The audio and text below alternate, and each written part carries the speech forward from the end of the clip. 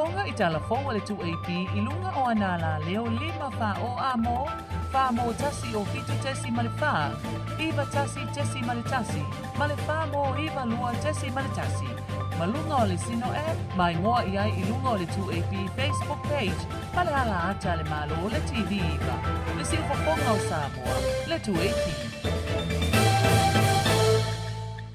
E fia lava e toi whaatalo whaatu le nei tai au o le o ngā tutonu o ngā luenga o le nei vai aso.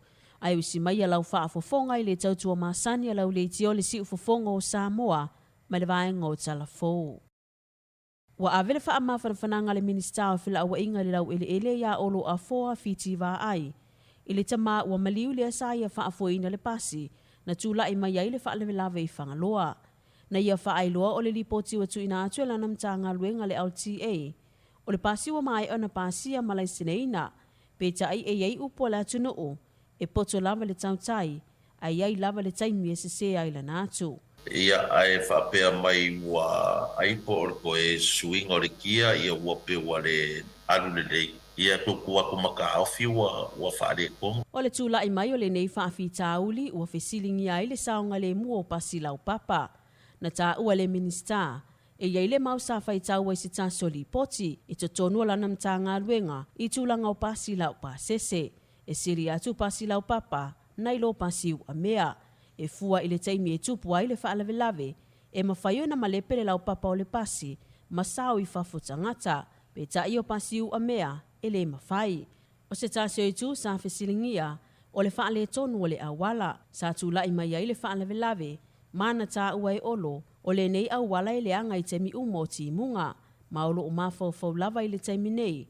Po le ase tu a ingo au wala, e mawhai o na fausia, na ia whaailoa foi, I le aise le anga telo le au wala sa iai, masalo o le whaata mala o si tamali sa ia whaafoi na le pasi. Pe tai na momoli le anga whaaftai o le minista I le tamali ono o le mawhai o na whaasawina, o le telo soifu o le pasese, sa ilunga o le pasi.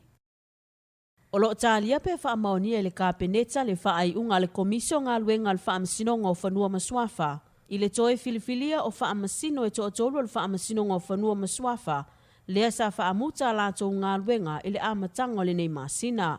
O ia whaamasino e au fiai tu yoti sa kāria tai tu ave, tu ilangi sai pele e Sarah, Mayuli au ngā sefo fautua lii. O le toe filifilia o ia tamali ina ua mai au na lātou uia alo le tū la fono, e ala I le toe tālu sanga, I o lātou lava vanoa. O lo o mafuli le poloke titasi miliona le tū malo salinga lua, I le tū tau whaatoanga, mai fua lava I le sio manga o lo ia ia fio anga, I to tonu o le tū malo.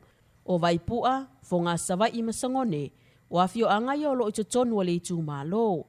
Tā ua le whaipule o ia fo I o le minister na tā ngā luenga o ngā luenga mātina e te tele le malo. Ia olo a foa fiti wā ai, o la fio anga o vaipua, o lo o mafuli le tutoina o le koko, niu malelenga. O la fio anga o sangone o lo ave le lātou wha mua mua I wā alia e lua, o nei to atele le au tautai ma ua tāla fia ngai le tālu sanga. O la fio anga o fonga savai, o ia le fuafuanga e fausia se lātou watina e tautu risi, e whaonga ina I le mātango fio le mitawhanga malenga tai whale. O le whai o le nei ati nae, o le ama whai na fisosoan I a tele ni so turisi, e anga I atu I lea vaenga o savai. Ko ngeki leimei e kolu, ki loi I whawhango kai a fo I e sapalai e se I a voile le abo nikulisi po nga kufo ka whaua. Ia ma le a whai fole mako makeki I le awala e aruanga I kai le riso, e whakau mo meo o fuala au ma kurenga whapenga. Ia mo le kukango o kaumafkak. Olo a foa fiti wā ai, minista o ngā luenga mātina e te tele le malo, o ia fo I le whaipule o le tu malo o salenga lua.